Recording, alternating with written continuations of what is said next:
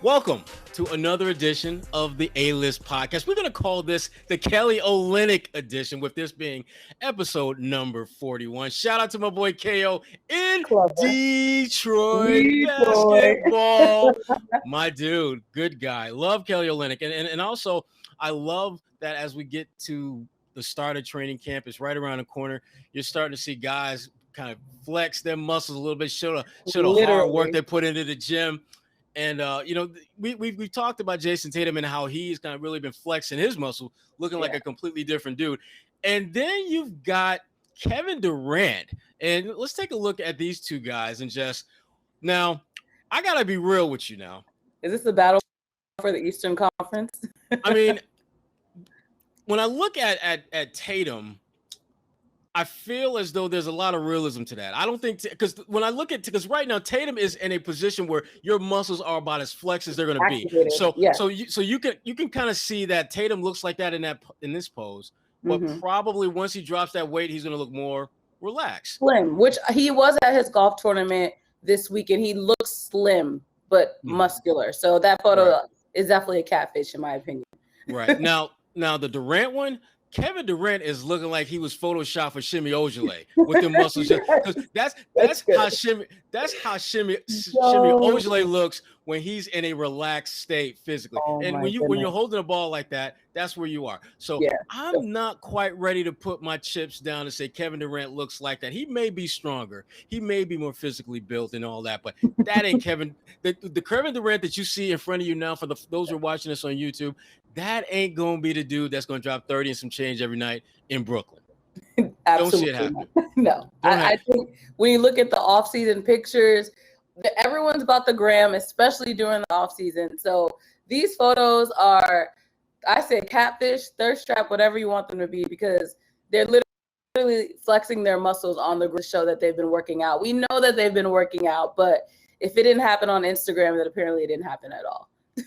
And I can't be mad at either one of them for doing that, because one of the knocks against both of those guys for as long as they've been in the NBA is that you're not big enough, you're not strong enough, you're not this, that, and the other. Even though they both still go out there and hit you with 25, and there's not a drop of sweat on their body when they do that. So are you sure you want them to get more, be built bigger on the floor and attack players? Now with Tatum, I could see wanting him to get a little bit stronger, because one of the things he does not do first of all, his body is still physically developing. He's still a young, he's not even 25 yet. Durant, right, exactly. He's only 19. He's been 19 for like the last 4 years. Right, crazy. Durant ain't been 19 in about 30 years, the way he balls. But the thing about Kevin Durant is he's so far down the road and he's so damn good at what he does right now. I don't see a whole lot of benefit to him bulking up at this point in his career. It's not like he needs to find other ways to score. He's pretty much got the cheat code on how to get buckets in the NBA. So it really doesn't matter where he's at physically. I think maybe one thing that I certainly just talked with some folks in the league and some scouts, they have talked about, was how Kevin, their understanding is that he just wants to be more durable, wants to make sure that he's physically up to task to go the long haul, because this team is win a title or bust in Brooklyn. It's that cut and dry, and he's a big part of that, obviously. And the way that team is constructed, you never know if James Harden and Kyrie Irving are going to miss some games, whether it's injury, illness, sickness, whatever, what have you. Durant, my understanding, is doing everything he can do to make sure that his ass is ready to ball out all 82 if it comes to that. So that's a really good point, because to what you mentioned with Tatum, when he came into the league, he was a little, like I mentioned, a little smaller, and people said he had to build up his muscle just so that he can withstand being on the floor against these bigger defenders. With KD, I think with time in the league comes the fact that a lot of people aren't even going to defend you as much because you're a KD or a LeBron. So it's not like he needed the muscle to really intimidate anyone. It's more so, as you mentioned, of staying healthy as you get older in the league like this, where your body is worn out and torn out. Then he just needs to make sure that he can withstand the entire season, which it looks like he's ready for. Right. Tatum, I'm absolutely feeling. Yeah. Durant, I just don't feel that what we're seeing is the real Kevin Durant. But I tell you what is real. The Boston Celtics and their new head coach, Ime Udoka. Now, it's to me, it's funny how, like, whenever a coach comes on the scene, people are usually at one extreme or the other. They're either hyping this guy up to be the greatest thing since John Wooden, or they're just giving him no love at all, thinking he's just somebody that they're just throwing out there. Yeah. And I feel Udoka is going to be somewhere in the middle there. I just think back to when Brad Stevens first took over and how, oh my God, the boy wonder is going to do great things. Yeah. And he did some good things. But to me, when I think about Brad Stevens, I think about like whether it's your child, whether it's your niece, your nephew, when they make that first meal and it's like a peanut butter and jelly sandwich and everyone is like, damn, this is the best peanut butter and jelly sandwich I've ever had. Now, that 5-year-old, 20 years later, as a 25-year-old, invites you to lunch and they make you a peanut butter and jelly sandwich, it ain't the same. Yeah. They haven't stepped it up the way you would want them to. And, Brad Stevens, to some degree, got caught in that. Even though he was doing a lot of the things early on in his career that he did near the very end, it wasn't more that people expected. And I just wonder how they're going to treat Udoka. How are they going to handle his ups and downs? Because they're going to be ups and downs this first year. What are your thoughts on how you think his first season is going to go? Is it going to be a long extended honeymoon, or is it going to be like, divorce court in a minute? Well, I will say from a Boston sports media standpoint, even though that should not be the determining factor of. But you about to put that in the mix. I can see that right now. But it's a very relevant aspect when it comes to coaches that come to a city like Boston. So unfortunately, I think for him, his first season, every single game is going to get picked apart. Unfortunately, I think for him, it would be to his benefit if he's winning for a good stretch at the beginning of the season, and eventually that talk will die down, especially because they still have all the Patriots things that they're going to want to talk about. And if anything happens where it takes enough focus off of the Patriots, that's when it's bad here in Boston. But overall, I think he's going to have a good season. I'm not predicting whether or not, he's going to have a winning season, but I think the way that we've talked about the respect that players have for him, the front office really showing that trust in him to take over the franchise right now. He knows he has a standard to uphold. So I doubt that he's obviously not going to come into the job slacking, but he does seem motivated enough. And the players seem as though they respect him enough where after they figure out some kinks at the beginning, which every new season you're going to have that, I think it will be a pretty interesting season to watch. And hopefully for him, a successful one, but I don't think it'll be a bust. Well, I think he's going to come under a different kind of pressure than Brad Stevens did. Yeah. And there are going to be a lot of factors that come into that. But to me, the biggest factor is this. He inherited a team that has 2 all-stars who are very young.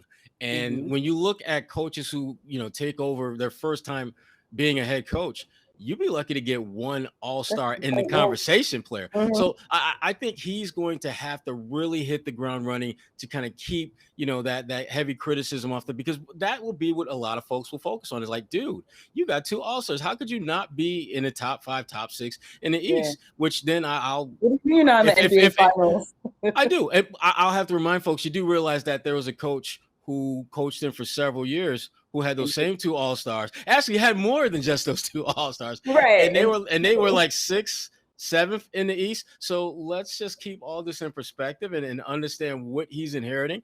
But there's no question that he's got some talent to work with. And as a head coach, first-time head coach, that's what you want. You don't want to have to be, picking up weeds when everyone else is just mowing this nice, neatly cut grass, and you in the back just picking up weeds, thinking like, damn, I sure be glad when I can cut my grass and it can look like their grass instead of picking up all these damn weeds. He doesn't have that. Now he's got some talent issues, but he also has some talent positives when I'm talking about Jaylen Brown and Tatum. And speaking of Jaylen Brown, good friend Mark Spears had a chance to catch up with Jaylen out on the West Coast when he was working out there.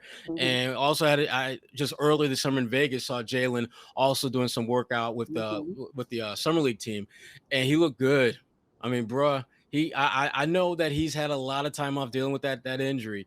But the one thing about Jaylen is, man, that brother come ready to ball every day and comes motivated and always finds ways to be motivated. And you better believe that all that chatter about, man, if the Celtics want to get Bradley Beal, they're going to have to get rid of Jaylen. Right. Jaylen Ears is like, keep it coming. All right. Keep it coming. He wants that. And I think he's going to have a great season. And it looks like he may very well be able to do some things sooner rather than later with the Celtics, which is a positive. What do you think it's going to look like for Jaylen when he gets back out there? Like you, I'm excited to see him bounce back from that May surgery. Obviously, when fans saw the release that he was going to be out, they were freaked out. But the clips that we've been able to see of him practicing, I actually saw a clip on someone's Instagram story yesterday. He was working out with Ben Simmons and Nerlens Noel. So that was pretty interesting to see that he really is back into that NBA speed, I think, when you talk about practices. Because a lot of times they'll be practicing against random other people. But to see him playing against other NBA players, I think says a lot to the level of how much he's recovered. And I'm excited to see him play. We've always, now that he's finally been able to get his all-star under his belt, I think he's going to come back even more motivated that he proved himself in that way. But he's always saying he has more to prove. So what do you have for us this year? Exactly. Well, since you brought the name up, because we got to talk about Ben Simmons. Yeah, that's why I brought it up. My goodness, let's just get that out the way right now. Now, Woj had a story the other day about Ben Simmons, a very similar story that Keith Pompey of the Philadelphia Inquirer had about a month ago about how Ben Simmons was not going to report to training camp, which is no surprise when you look at just how things have steadily digressed between him and the Sixers. And I got I'm in my feelings big time on this one, but I want to see where your feelings are on this one. Really? You're in your feelings? I got some I want to hear what you guys say about Ben, because I know where I'm at. Okay. Well, first of all, I listened to Doc Rivers do what I'm essentially seeing as a PR crisis for the Sixers organization. And please don't go. I never said that. I understand when players and coaches feel as though their words were misrepresented, and whether or not he thinks that's true. Clearly, Ben Simmons disagrees with that. And after him and Joel Embiid, Doc Rivers and Joel Embiid basically threw him under the bus, I don't blame him for not wanting to play for that organization ever again. So right now, the ball is in him and Rich Paul's court, and he can go wherever he wants because clearly they are checked out. So, I mean, I don't really see anything else Philly could do to convince him to want to go back and play in Philly. There's nothing that they could do to get him there. Well, let me be clear on this, and I want people to understand. I don't like the way Philly has handled this situation. I don't like it at all. I think whenever you throw a player under the bus, you are automatically devaluing him if you're looking to trade him. No one wants to add a player that other team doesn't want. You want to add because if that's the case, you're going to give them a less than desirable offer, which is exactly what everyone is doing. Right. Now, that's the backdrop. On Front Street, Ben Simmons needs to go. Ben Simmons is being a punk about this, and I'm going to tell you why. The only reason we're even having this conversation is because you punked out in the playoffs. You had a dunk, a layup. That moment in time, frankly, it summed up your entire career. You have everything in front of you to be one of the all-time greats, and you are too damn scared to be that dude. You're too damn scared that you might get fouled. You're too afraid that oh, my goodness, I can't shoot a jumper because I might miss. Hell yeah, you're going to miss. But guess what?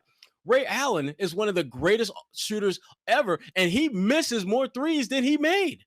And he's one of the all-time greats. So the fear factor that Ben Simmons brings to the game is why, to me, he's been a punk about this. Yeah. The only reason Philly is even contemplating moving you is because of you. They have done everything they can to put you in position to be the best player for you, for the team, for the organization. And all you've done is basically flash them the middle finger while you wide open for like a 15, 20-foot jump shot and looking to attack the rim, which you're very good at. Yeah. But you know as well as I do that when you have one skill, over time, Father Time is going to slowly but surely chip away at that skill. LeBron James was so good at finishing at the rim, but he realized I need to get a jump shot.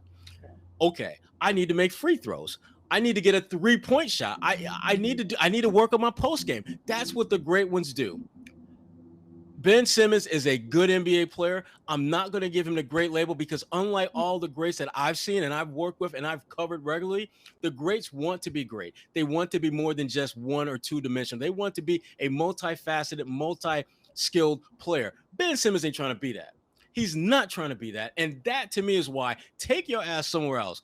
If I'm Philly, I know Philly has to do their due diligence and try to get the best deal they can. And I get that. And so when Doc Rivers is kind of going in Deion Sanders mode, backpedaling, covering all as much of the field as he can, I get that. And I respect that and understand why that's happening. But there's a part of them, and they're never going to admit this publicly, but there has to be a part of them that say, we need to get rid of this dude because he is not about getting better. And when you're that young and you're that skilled and you have a clear and undeniable weakness, and you don't want to work at that. And when I say work at it, I'm not talking about having somebody shoot a 10-second video with you shooting threes with Rondo. Right. That ain't working at it. Working at it is actually taking those shots in games when you're up by 10. Or taking those. To me, it doesn't matter when you take the shots, but just take them in games that actually count. Do them when there's something so when there's something at stake. And Ben Simmons is not trying to be that dude. And I'm not trying, if I'm the Sixers, I'm not trying to keep him around. I don't want him around. He's not going to help us win a championship because he has shown zero growth when it comes to making plays that matter. And to me, when you have a potential dunk in a game 7 right in front of the rim and you pass it to a first, second year player because you're afraid to get fouled, and I'm not, those aren't words that I'm taking out of context. You said that. He literally said that after the game, that he thought he would get fouled, and that's why he passed it. Dude, you do realize if you get fouled, that's 2 free throws. Oh, that's right. I forgot. You're afraid to take free throws too. That's right. Get out of here, man. Along those lines, my frustration with him is that mental aspect of him choking so much during the game. And it's to a point where it's like, is he seeking some kind of sports? Like, I know they have sports psychologists and people that can help them work through stuff like that. I don't know what's going on with him. And I think, honestly, part of it maybe is the fact that he was supposed to be this godsend child to Philly, and it got to his head too early to the point where, like you mentioned, is there any motivation? Do you want to be great? If you want to be great, why aren't you proving that? You've had enough time to prove it in Philly. Now he's going to move on, but the next city he goes to, you're going to have to do something. You can't just sit around and think you're going to make it in the league by not trying harder, whatever that means for him, whether it's physically, mentally, something needs to change. And I'm sure that Rich Paul understands as a representative of him that they're going to have to sell him on whatever city is willing to pick up that contract as well. Yeah, and I think Rich Paul is going to have to do some serious legwork, which Rich is good at. I mean, to give him credit, he's very good at that. He's going to have to convince a team to give up very specific assets that are going to be appealing to Philly, and that's going to be a hard sell. That's going to be a hard sell because teams are reluctant to give up young, promising, on the rise assets for a guy who's very talented, but a guy who hasn't shown a willingness to get better at what they're weak at. And that's the problem so many teams and so many executives that I've spoken with over the last 2-3 months have pointed out about Ben. It's no one questions his talent. No one questions his ability. It's about whether he wants to get better. And that is a major question mark that every team that has the slightest bit of interest in him, including the Celtics, have. That's why if for the way I've seen this and the way that this has been presented to me, his value is going to steadily decline unless they find that one team that's saying, we don't care what everyone else is saying. We love this kid. We're going to do what we can do to get him. I wouldn't be surprised if you see, someone like the Sacramento Kings or the LA Clippers or the Lakers or someone that has ownership that isn't afraid to roll the dice. I think of Steve Ballmer with the Clippers. He's one of the first guys that comes to mind. I think of Mark Cuban in Dallas, another one that comes to mind. Folks who are in positions of power who have shown a willingness to roll the dice when they think that there's tremendous upside and potential while ignoring some of the red flags that might be popping up left and right. They don't care about that. But Ben Simmons, he's an interesting, intriguing enigma of a player, to be candid with you. I'm just glad that he's not my teammate. We're going to focus on training camp. That's what we need to be focusing on. Basketball's really almost back. I know, it's awesome. And when you speak about coming back, Kwani, Papa's back. Yes. Big Al is back in the building. When I talk to folks about Al, I get very mixed responses. Really? There seems to be, and a lot of it is due to Robert Williams. A lot of it has to do with Robert Williams. But I think Al's going to have a solid season for the Celtics. What are you seeing? He's healthy. he's motivated. I understand, like, when he went to Philly, there was so much trash talk about his game and how they thought, yeah, he's old and all that. But honestly, I really do think that he's going to come back to Boston and really show out. He's always been that humble, quiet. He doesn't answer to the haters in that sense, but I know he somehow hears the chatter. And I think the way that we know him as this blue collar, go to work and just play the game is what we're going to see this season. And I've mentioned we've talked about off the floor how much of an influence he is in that locker room and how much of an influence he was in the locker room when he was in Boston. So for that culture, I think, to be reinstated into Boston, along with whatever Ime Udoka is going to bring to the table as well, I think the leadership, when you look at this Celtics squad, is really what's going to be what makes them stand out from the other teams, especially in the East, because they all seem to just be level-headed, and that's what this team needs. I think in the NBA, you need that overall. You know what kind of nonsense goes on off the court, and to have people that are just really level-headed, I think that's the biggest thing that Al Horford's going to bring to the table. And I understand people wanting to see more Rob Williams time, but I think this is a perfect opportunity for Rob to see how Al moves as well and really soak up that knowledge, whether on and off the floor, just to see like how you present yourself in the NBA. And I think it won't be a bad thing for Rob Williams. And I imagine that he's still going to get more minutes than we've seen in the past, even if it's not as much as fans would like to see. Well, this is what first of all, Robert Williams better play more than Al this year. If Al is playing more than Robert Williams, something went wrong. Something definitely went wrong. But I think the thing that there's a couple things that Al does. He is actually the perfect bridge for this new look Celtics team and this new coach. Having worked with Udoka in Philly, he understands him better than any of the players on this team. He literally was there with him on a day in, day out basis. So there's that component. And when you look at the core guys on this Celtics team, all of them played with Al. All of them understand his leadership and how important that is. And they know what it's like to not have Al around. And so I think for him, his greatest contributions are not going to be in the stat sheet. It's going to be, how does Rob Williams handle himself in heated, contested moments? Is he going to be clutch and play with composure, or is he going to crumble? How is Jaylen Brown and Jayson Tatum going to elevate their leadership quotient? Both of those guys are extremely talented, but they're young, and young guys are not just natural born leaders, because leadership requires you to have some receipts when you walk into the building.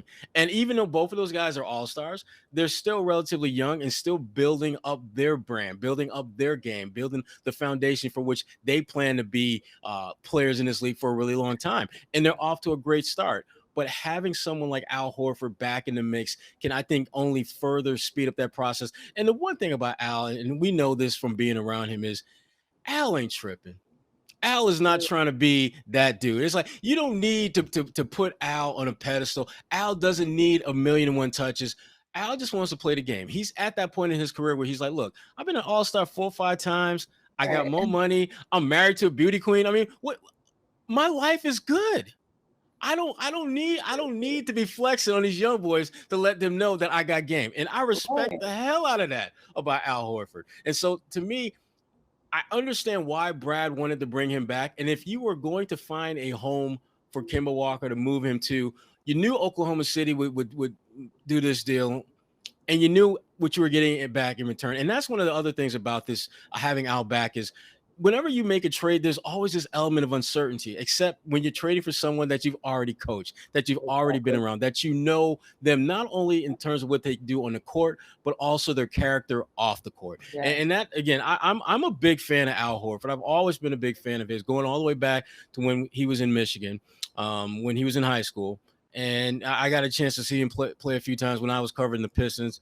And to see where he was then and just look at his just steady growth, winning 2 national championships at Florida, leading an Atlanta Hawks team that was just god awful before he got there, to being a playoff team every single year he was there.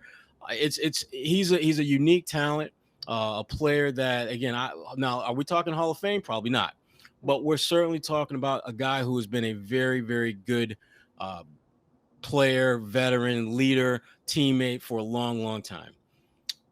And speaking of long, long time, can we get Robert Williams on the court for a long, long time, like without an injury? Because to me, that's the only thing that I see keeping him from being an all-star.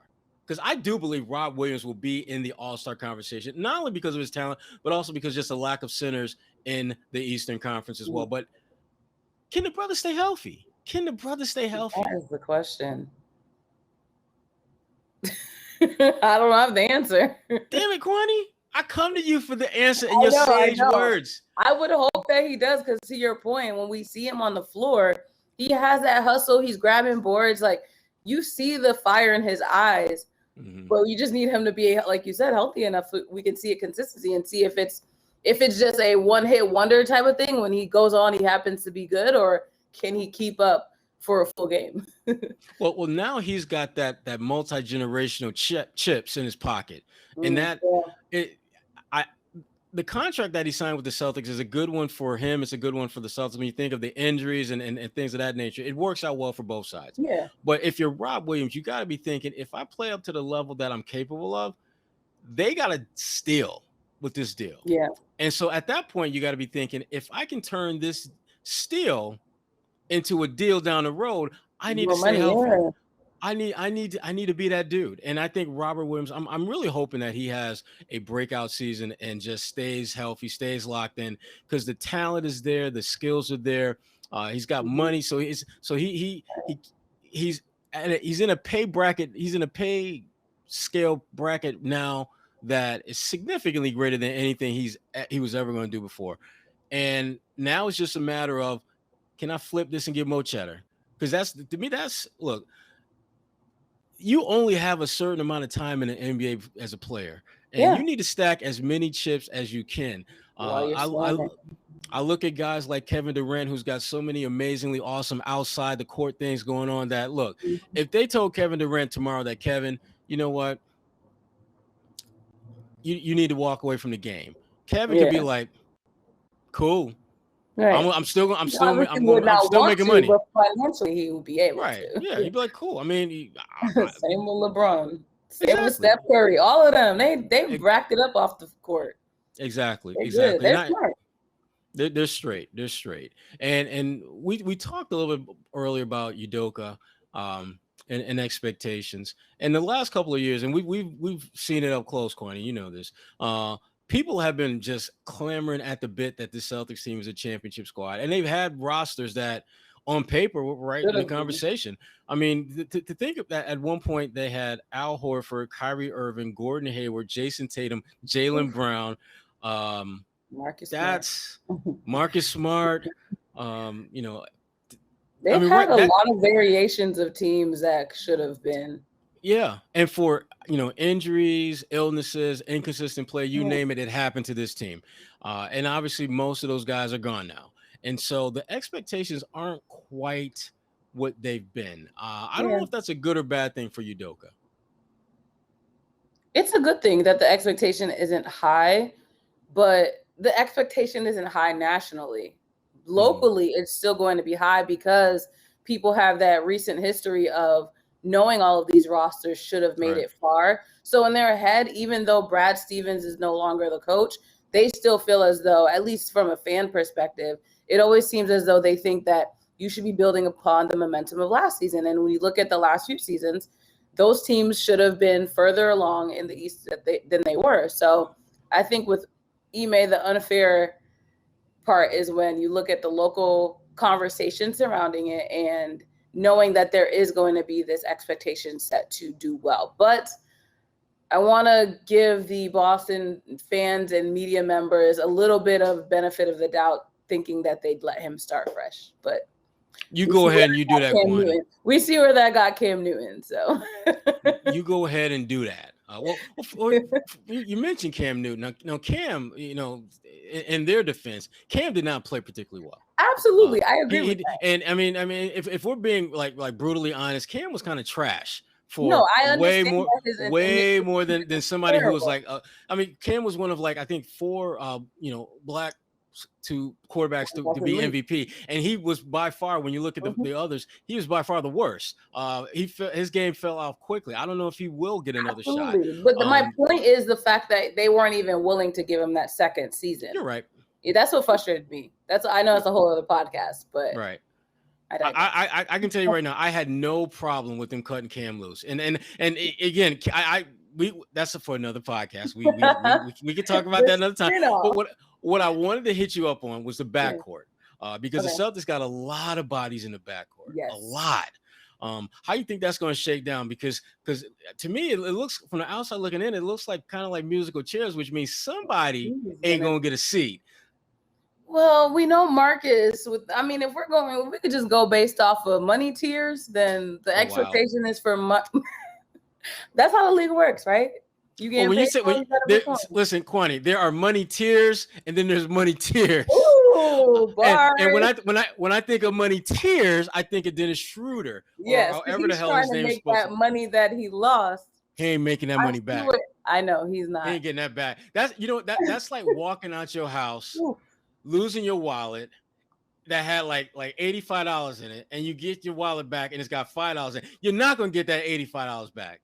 Somebody took that money and are having a good ass time at your expense.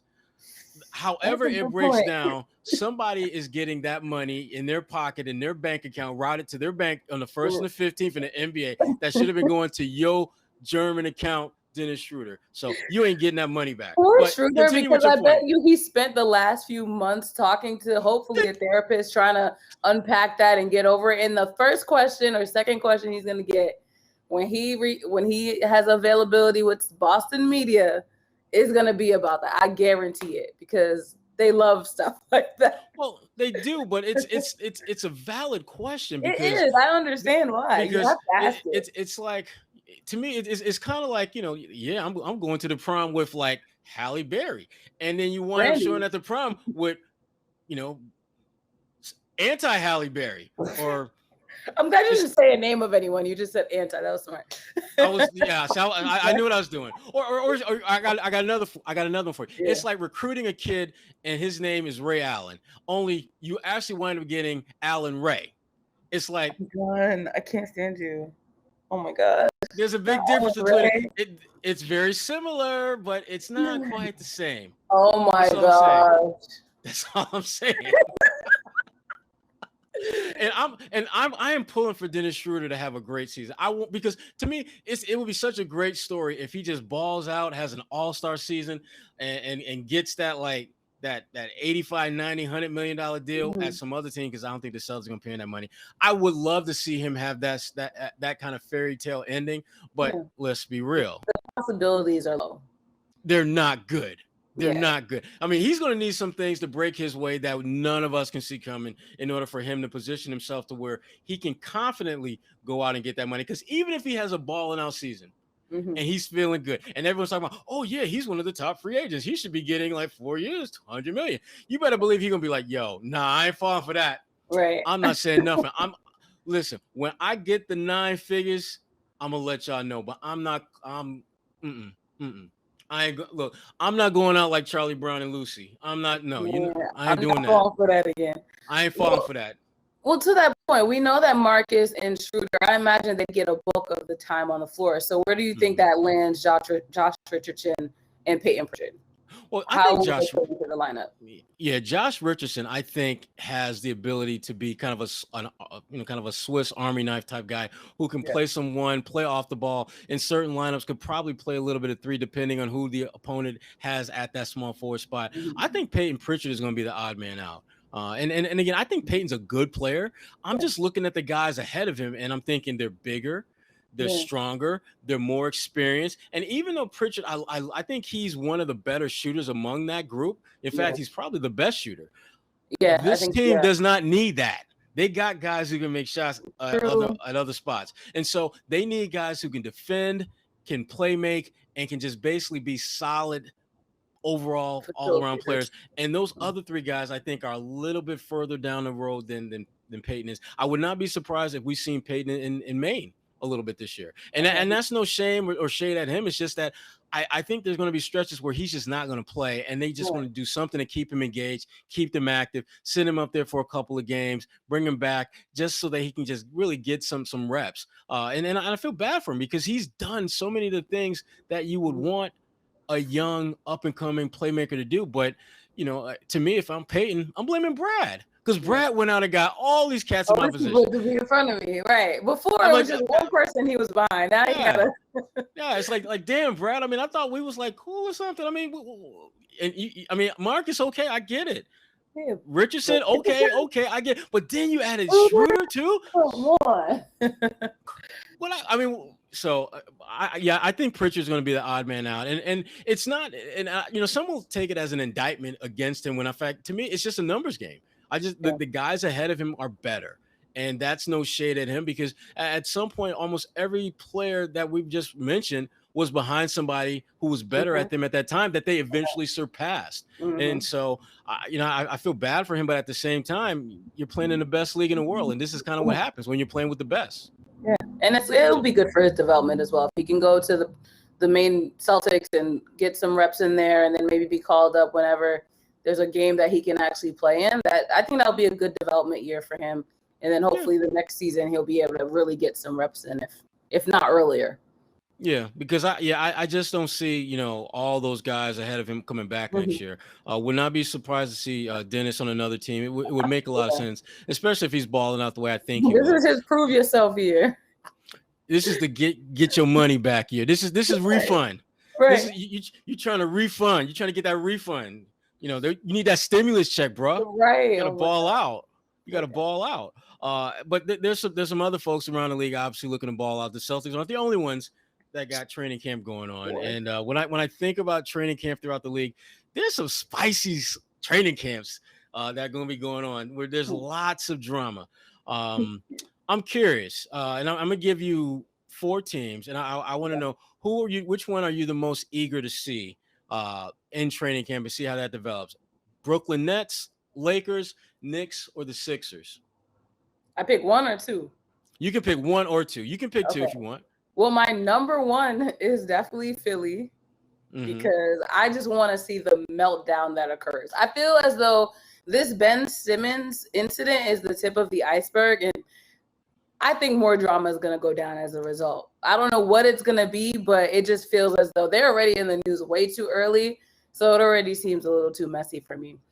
I don't really see much coming out of the Knicks, to be honest. I like drama-wise, at least.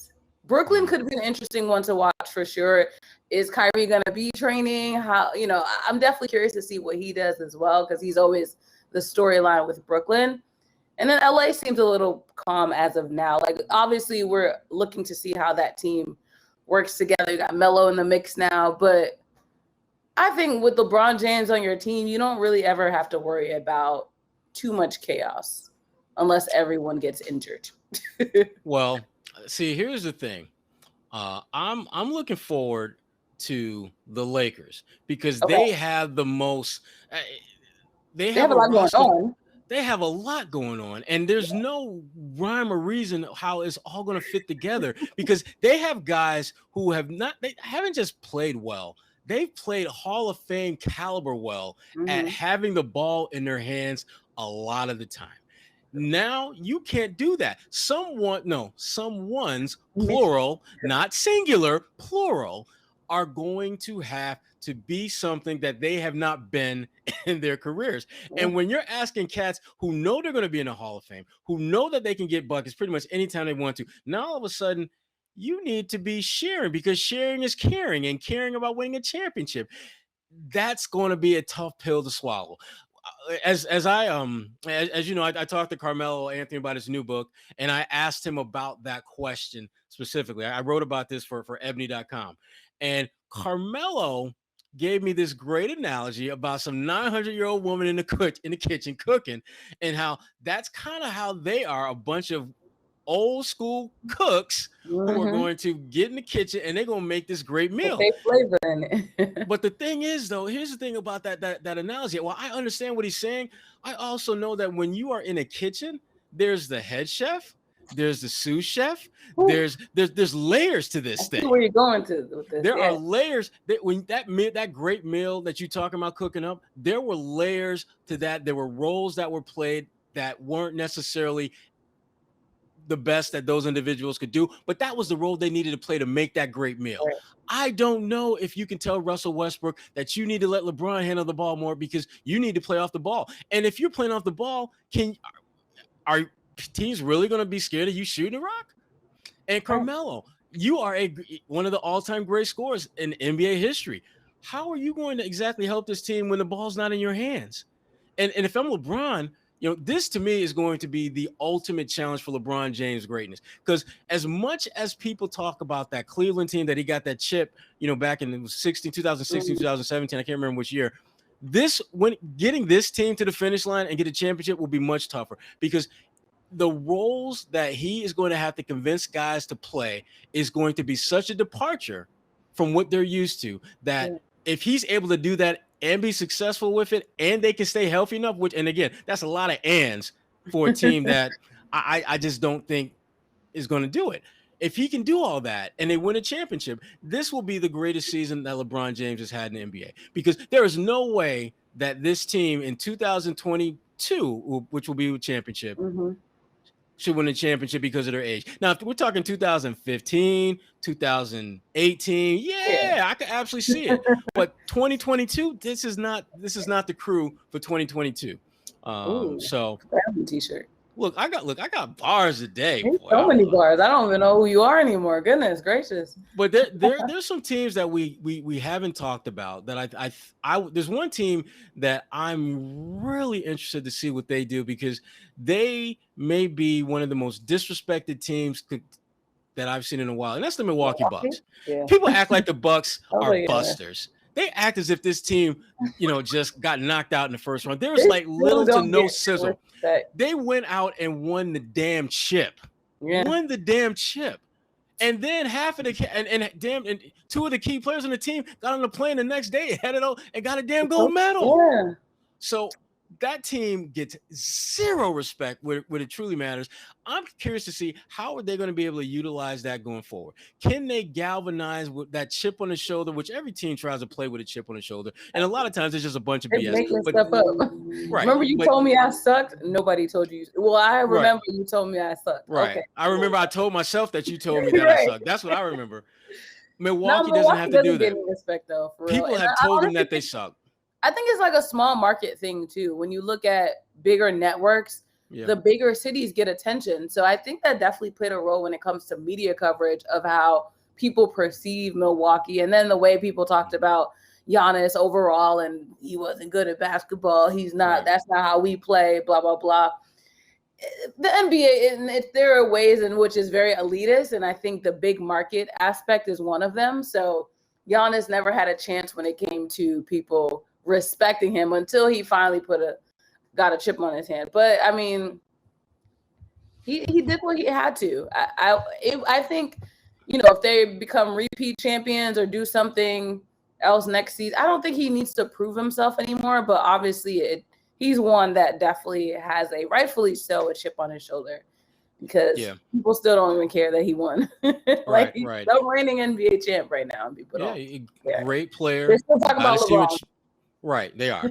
Great player, got to see him a championship. And if you want to find out more about him, check out my good friend Miriam Fierce bestseller on Giannis Antetokounmpo. Great book. I didn't get to it yet because I'm reading Cicely Tyson's book, another book I'd highly recommend. Okay. It's her memoir on her life, and it's so good. But Giannis is up next on the to-do list. We're going to mess around. We might mess around and get a book club, Kwani. We should. We might have to do a book club. I tell you, but I tell you who will not be invited to my book club.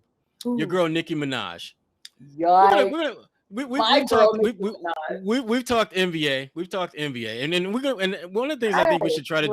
The Barbs do not find this podcast because of her fans. I'm scared of them, so we just don't tag them. Wow. In this podcast. I'm not afraid of them. Because here's the thing. I was in New Orleans this past week, just helping my daughter kind of get reacclimated after Hurricane Ida, and we got into this conversation, and I wanted to talk to you about it, and I wanted folks chime in on it. We got into a conversation about Nicki Minaj and whether she's the greatest female rapper of all time. Right. And I'll tell you, Kwani, when I was first approached with that subject, my immediate knee-jerk reaction was hell to the no. Okay. Hell to the no. And then I started doing some homework. And I can understand why she's in the conversation. In fact, I could understand even why I wouldn't pick her. I don't think she is, but I can understand why you would when you consider that she was the first female, forget about rap, just first female, period, to have 100 songs on the top 100 charts. Right. And before she did it, there were only 3 other men who did it.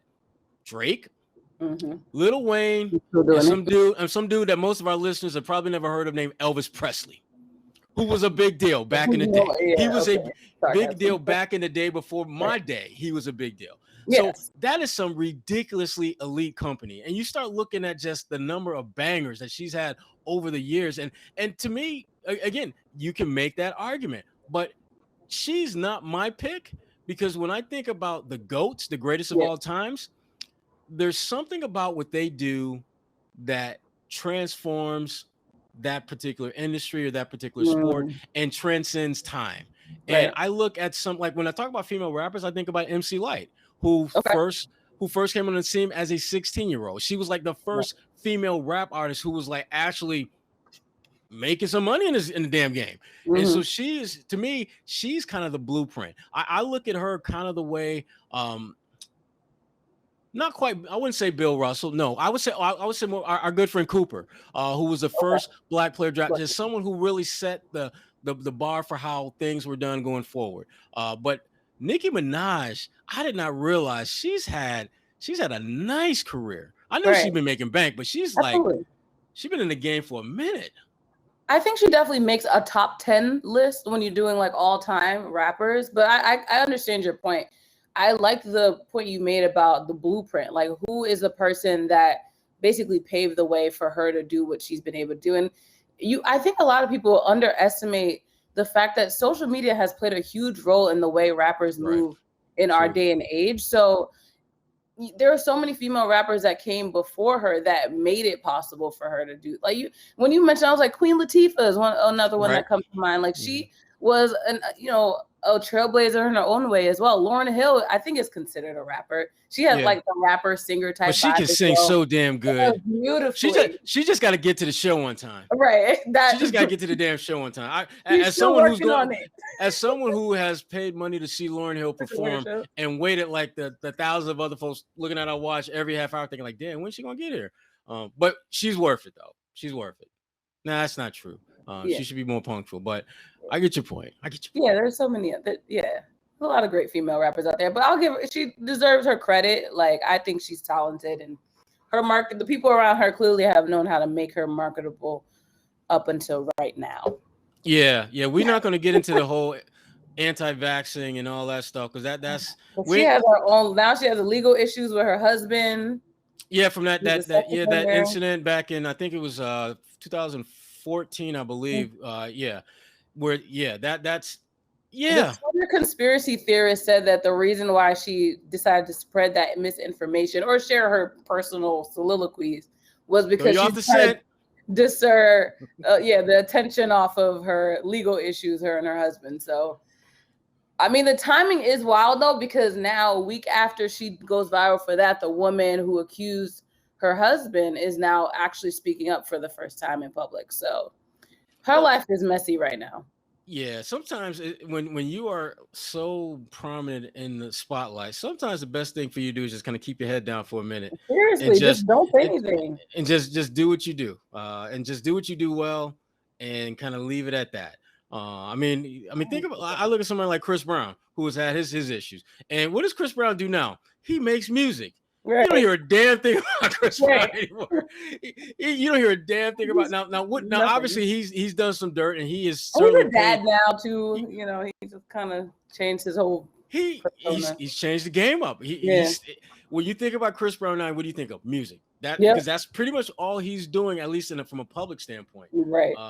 But Nicki gonna be Nicki. I mean, it is what it is, and we are who we are. Yeah. And we do what we do.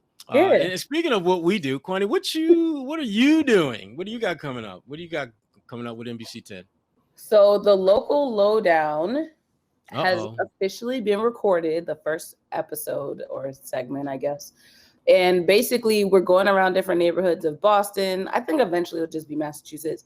And figuring out what people do that live there. So we started in Alston and went to a few shops and places in the area. And we interviewed people that worked there.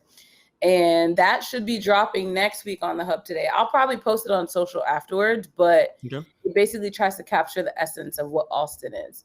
So every time we shoot one, I'll put it out there. You guys can watch it.